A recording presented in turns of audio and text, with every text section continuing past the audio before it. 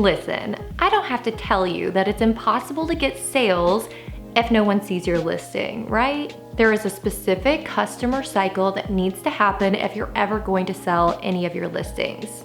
The first step in that cycle, which we're going to be talking about today, is getting the view, which you might also see referred to as an impression. This is when an Etsy user sees your listing either by doing a search, or maybe your listing is being recommended when viewing something similar. This part of the customer cycle is crucial in order to have the opportunity to sell your product. So how can we increase your chances of getting views? Also, today's video is sponsored by Liene Photo Printer, and I will be sharing more about them later in this video. The first thing that you need to do to immediately increase your views is increase your number of listings. There are two reasons behind this theory. Number one, the more listings you have, the more opportunities you have to be seen. Right? It makes sense. Number two, Etsy likes to see their sellers active on the platform, which shows the good old Etsy algorithm that you're an active seller and supposedly will help you rank further in search. Now, do I believe this theory? I'm not sure. I feel like some people do, some people don't. But at the end of the day, adding more listings, no matter what, is gonna get you more opportunities for views, so why not? Next is pretty plain and simple.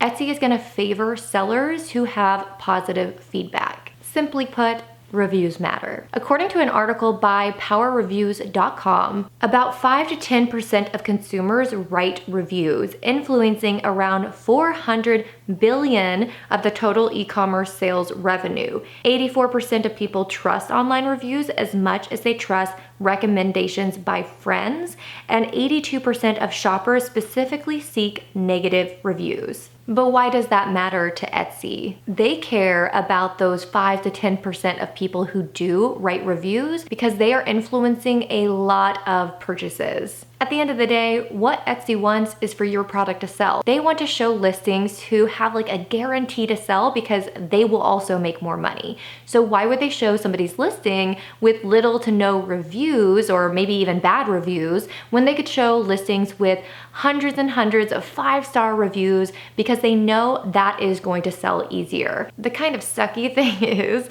it's kind of hard to get reviews. There are so many different ways that you can kind of nudge your customers to also then leave you reviews. If you want an entire video dedicated to this, please let me know in the comments because I have tons of different ideas, too much to mention in this video. So just let me know in the comments if you guys want to see that, and I'll make sure to create it as soon as possible. Now, before diving into the next and probably most important tip of this video, I want to share a little bit more about today's sponsor, Liene Photo Printer. This might make me sound old, but it still blows my mind that people are carrying high quality cameras in their pocket, being able to take photos or videos anytime, anywhere. I literally had to page my parents and let them know I was home from school. Yes, page. But beyond that, you can now hold a printer in your pocket too, thanks to Liene Photo Printer and their adorable portable printers. Now, once I take my cute holiday photo this year, I can grab my user-friendly Pearl portable photo printer and simply print out a 2x3 photo within seconds using Bluetooth. If cute wallet size photos aren't for you, they also have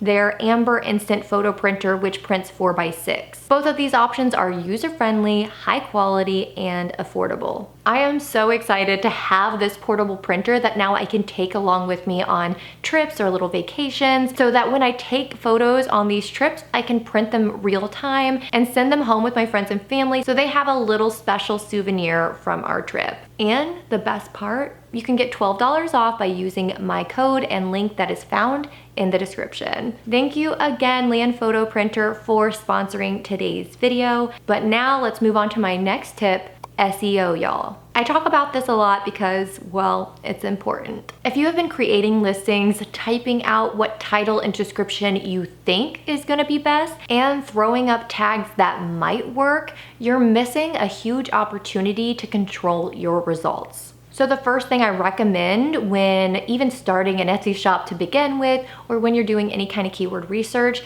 is just kind of dump any keywords you can think of that have to do with your brand as a whole. So if you have a shirt shop where you're selling print-on-demand shirts or sweatshirts, maybe you have a digital art printable business, maybe your business is selling thank you cards and invitations, things like that, then brainstorm the brand as a whole and just dump any keywords you can think of. So assuming we're talking about art printables, you might have art printables, digital art, digital wall decor, etc., etc. Just anything that describes the business as a whole, jot those down. The next thing you're gonna wanna do is find specific keywords for that listing. So of course your listing might be an art printable, but what is the listing about? Is it some art printable that somebody would commonly hang in their bathroom? Is it something that somebody would hang in their office? What words or keywords or key phrases describe that specific art printable? So you're gonna wanna do the same thing where you just jot down a whole bunch of ideas and thoughts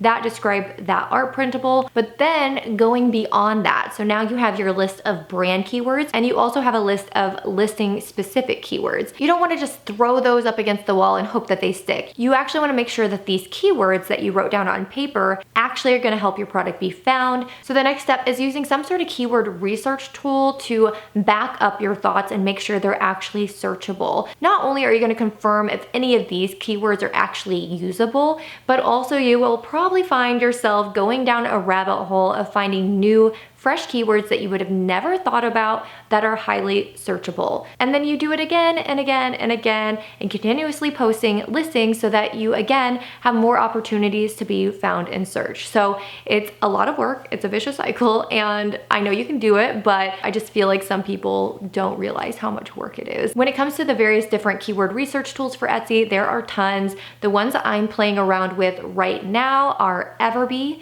Sales Samurai, and eRank. Those are the three I'm loving right now, so I'll put links in the description for those. And I will be doing a video kind of breaking down each of these platforms and how I use them for keyword research. That is to come, but while you wait, I did recently do a video about finding trends where I talk about all three of these platforms. It gives you a little look inside, and essentially finding trends is like finding keywords, so it might help you a lot. So while you wait for my other videos, you could check out this video here. And that's it. Thank you so much for watching my video, and I'll see you soon.